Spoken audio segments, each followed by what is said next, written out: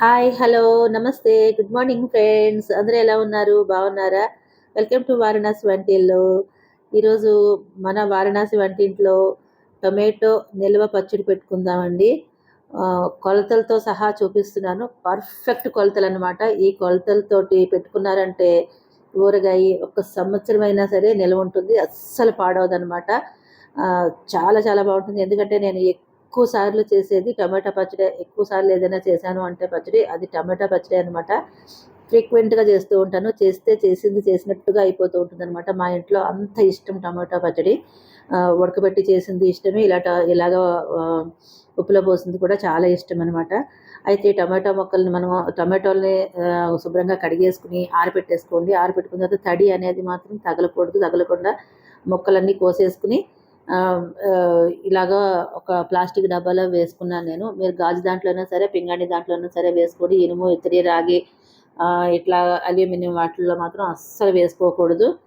అది గమనించుకుని చేసుకోండి.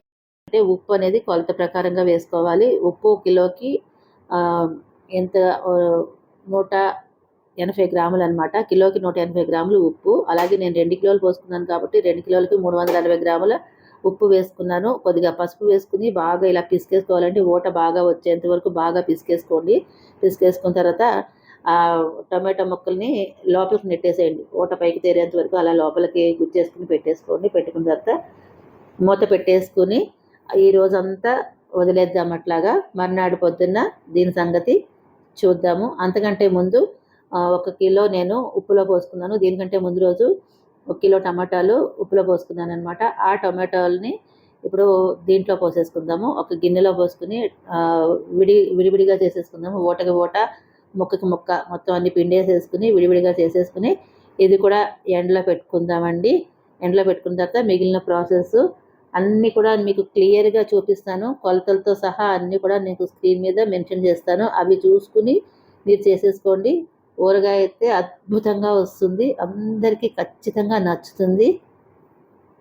టొమాటోలు మనం ఉప్పులో వేసుకున్నాం కదా, ఉప్పులో వేసుకున్న టమాటాలని పిండేసుకుని ఎండలో పెట్టుకోవాలి. ఎండ అయితే మళ్ళీ వెళ్ళిపోతే ఎండవు కదా, అందుకని ఒక రోజులో అయితే ఎండవలేండి.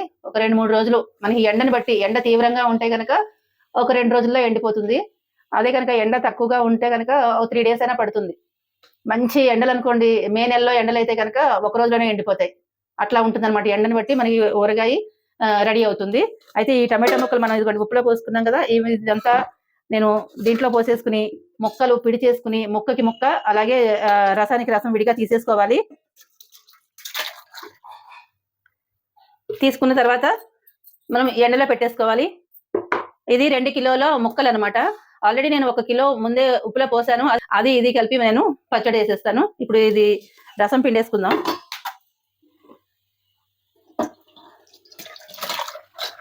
ఇదిగోండి ఇలా పోసేస్తే ఈ రసం అంతా అడుక్కి వెళ్ళిపోతుంది.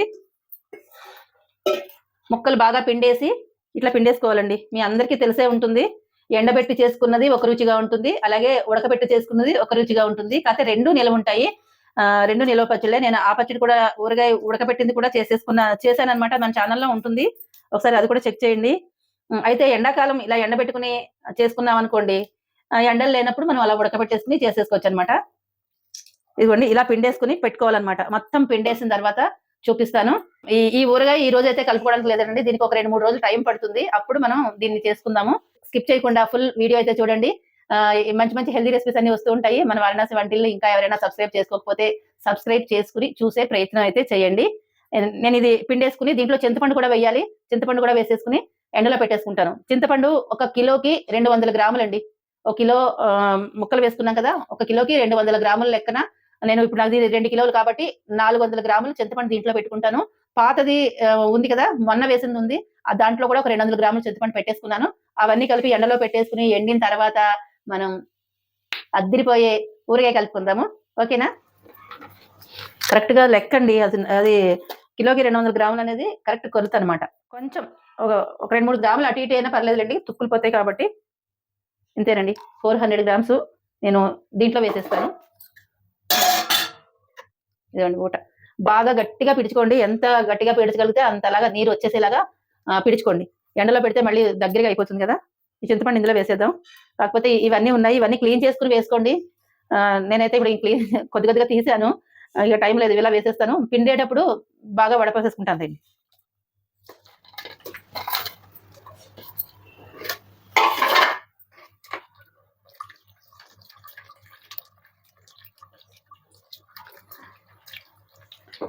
ఇది ఎండ పెట్టుకోవడం అంటే ఇంత ప్రాసెస్ ఉంటుందండి.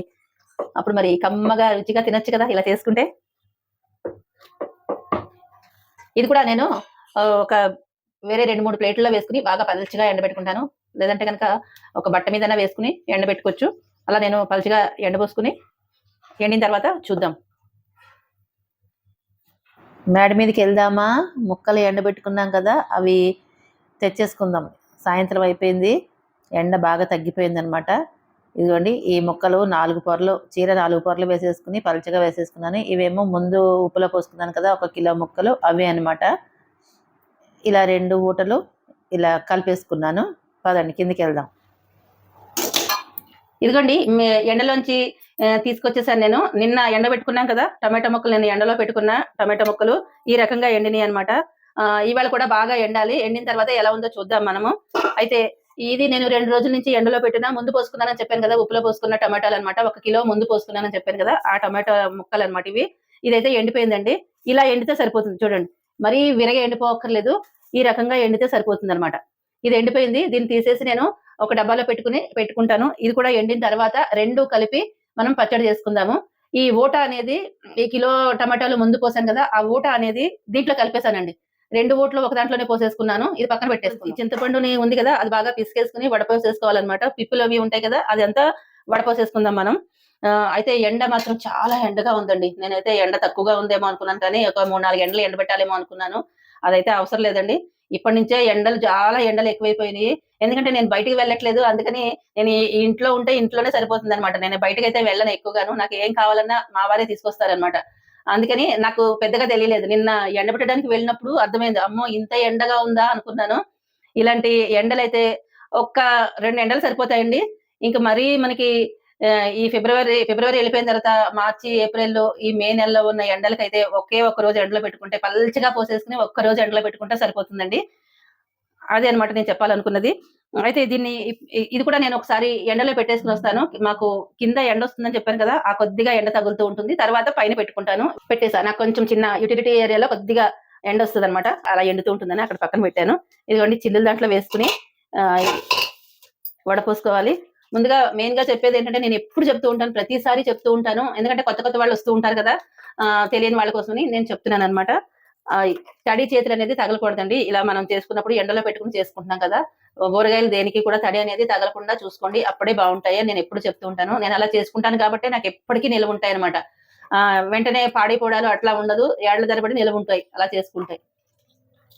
చేతికి ఉంగరాలు అవి ఉంటాయి కూడా, తడి ఉంటాయి కదండి, అవన్నీ కూడా తీసేసి పక్కన పెట్టేసుకుని చేసినప్పుడు మాత్రం పక్కన పెట్టేసుకోండి.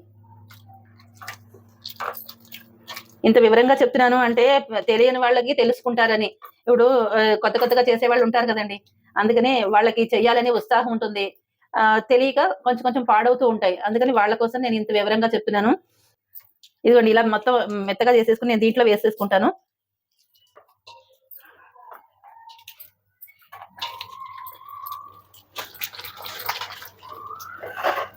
కనిపిస్తుందా? ఇలా చేసేసుకోండి మొత్తం అంతా. మొత్తం ఇదంతా చేసేసాక మీకు చూపిస్తాను, ఓకేనా? దీంతో సరిగా రావట్లేదండి, అంటే దిగట్లేదు, చాలా లేట్ అవుతుంది.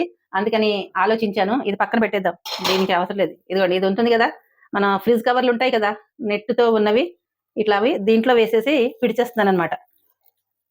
చూపిస్తా ఉండండి.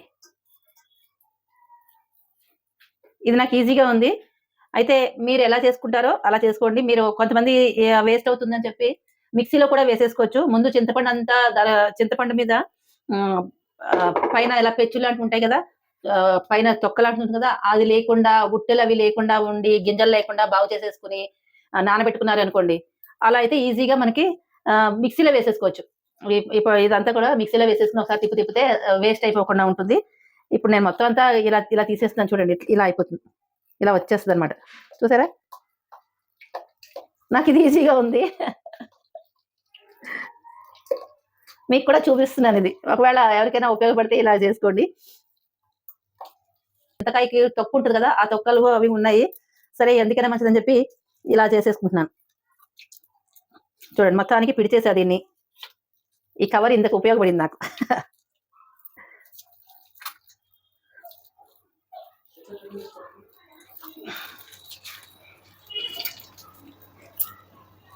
అయిపోయింది, ఇంకా వచ్చేసింది మొత్తం అంతా.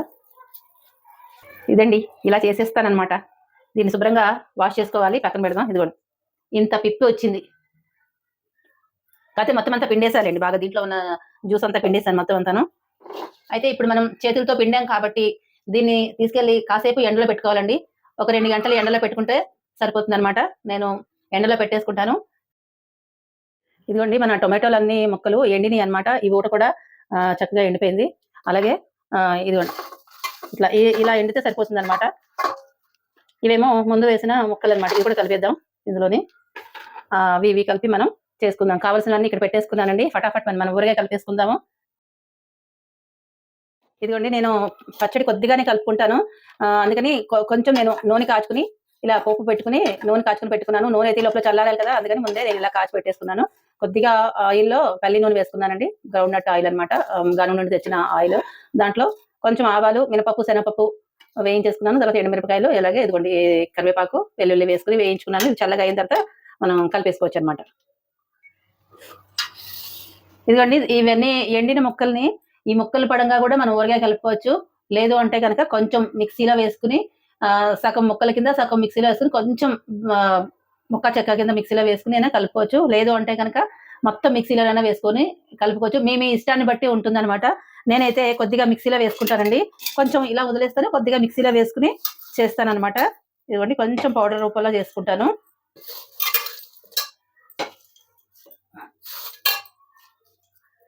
ఇదేమో ఇలా వదిలేస్తాను, దీంట్లో వేసేస్తాను. ఇది కలిపేస్తాను ఇందులో. ఇది పక్కన పెడదా ఉండండి. తడి అనేది తగలకూడదు, గుర్తుపెట్టుకోవాలి అది. ఇదిగోండి పొడి చేసేస్తున్నా. ఇలా చేసేస్తారనమాట. దీన్ని కూడా కలిపేద్దాం ఇందులోని.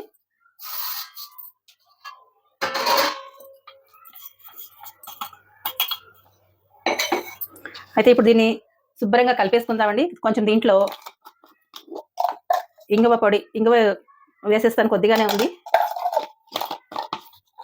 ఇంకో ప్యాకెట్ ఉందిలేండి, ఉన్నది వేసేసాను ఇప్పుడు. అయితే దీంట్లోకి మనం ఇది మొత్తం 3 కిలోలు ఎండబెడితే ఎంతో రాలేదు చూసారా. అదేంటి టమాటా ముక్కలు ఎండబెట్టిన తర్వాత చాలా తక్కువ అయిపోతాయి. ఇప్పుడు మనం ఆవాలు, మెంతులు డ్రై రోస్ట్ చేసుకుని పెట్టుకున్నాం కదా, ఇంగువ, ఆ పొడిని దీంట్లో వేసేద్దాం. నేను ఎంత వేస్తానో చూపిస్తానండి. ఇది 3 కిలోల టమాటా ముక్కలు అనమాట. ఈ 3 కిలోల టమాటా ముక్కలకి నేను 1/2 కప్పు ఆవాలు, మెంతుల పొడి వేసుకుంటున్నాను. ఈ పొడి నేను మొన్న నిమ్మకాయ ఊరగాయ అన్నీ కలిపాను కదండి, అప్పుడు చేసేసి పెట్టుకున్నాను అనమాట. ఎలాగో టమాటా ఊరగాయ కూడా చేస్తానని చెప్పి చేసేసుకుని పెట్టుకున్నాను. అది దీంట్లో వేసేసుకున్నాను. దీన్ని కలుపుకుందాం ఉండండి, గరిటె తెచ్చుకుంటాను. ఇదిగోండి ఇది కూడా అసలు తడి అనేది లేకుండా చూసుకోండి. పదే పదే చెప్తున్నాను, తడి ఉంటే పాడైపోతాయి. ఇలా కలిపేసేసేయండి, మొత్తం అంతా కలిపేసుకోండి చక్కగాను. అయితే దీంట్లో కారం కూడా వేసేసుకోవచ్చు. నేనైతే ఇప్పుడైతే కారం కలపట్లేదండి, మొత్తం అంతట్లోనూ కారం అయితే కలపట్లేదు. కొద్దిగా తీసుకుని కలుపుతాను. మనం చింతపండు ఎంత వేసామో కారం కూడా అంతే. 1 కిలోకి 200 గ్రాముల చింతపండు, 200 గ్రాముల కారం. ఉప్పు మాత్రం తగ్గించి వేసుకోవాలి. ఉప్పు ఎక్కువైపోతే మనం తీయలేం కాబట్టి ఉప్పు మాత్రం కొంచెం తగ్గించి వేసుకోండి. ఇలా కలిపేసుకుని నేను కొద్దిగానే కలుపుతాను. ఇప్పుడు మీకు చూడడం కోసం అని చెప్పి, మీకు చూపించడం కోసం అని చెప్పి కొద్దిగానే కలుపుతాను.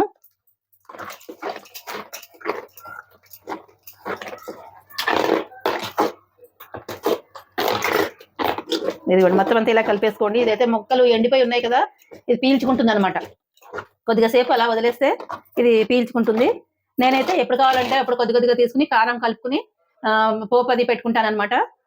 అలా అయితే ఫ్రెష్ గా ఉంటుంది. ఎప్పుడు కారం మొత్తం కలిపేస్తాం అనుకోండి, కాస్త నల్లబడుతుంది కదా, రుచి బాగుంటుంది, రుచి అలాగే ఉంటుంది, కానీ కాస్త కలర్ నల్లగా కనిపిస్తుంది కదా. అందుకని ఎప్పటికప్పుడు ఫ్రెష్ గా కలుపుకుంటే బాగుంటుందని చెప్పి అలాగా కలుపుతాను అనమాట.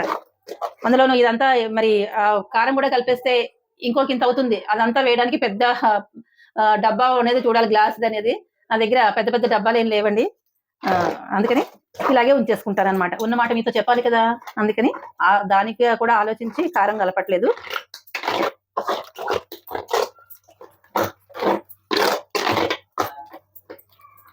ఇది మొత్తం ఇలా కలిపేసుకున్నాము. నేను కొంచెం దీంట్లో వేసి మీకు చూపిస్తాను.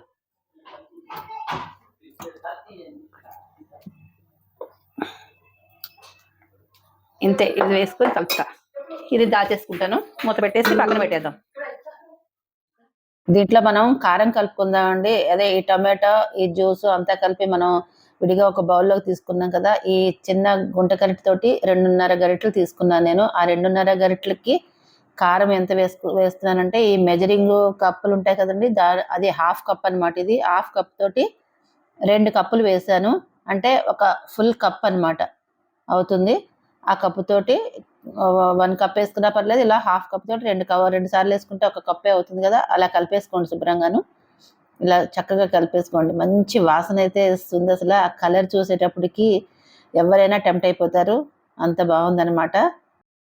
ఇందులో మనం కొంచెం ఆయిల్ వేసుకుందాం. కాచాం కదా, ఈ కాచిన నూనె ఇది తక్కువే అవుతుంది, పర్లేదు రండి, మళ్ళీ తర్వాత కావాలంటే వేసుకోవచ్చు.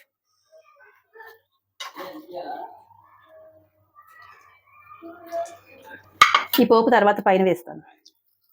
ఆయిల్ అయితే ఇందులో వేసేసుకుని ఇలా కలిపేసుకుందామండి. చూస్తుంటే చాలా తక్కువగానే ఉంది ఆయిల్, బాగా తక్కువగా ఉందన్నమాట. నేను ఇది ఎంత కలుపుదామని అనుకోలేదు, కొద్దిగానే కలుపుదాం అనుకున్నాను. కాకపోతే కాస్త ఎక్కువే అయ్యింది.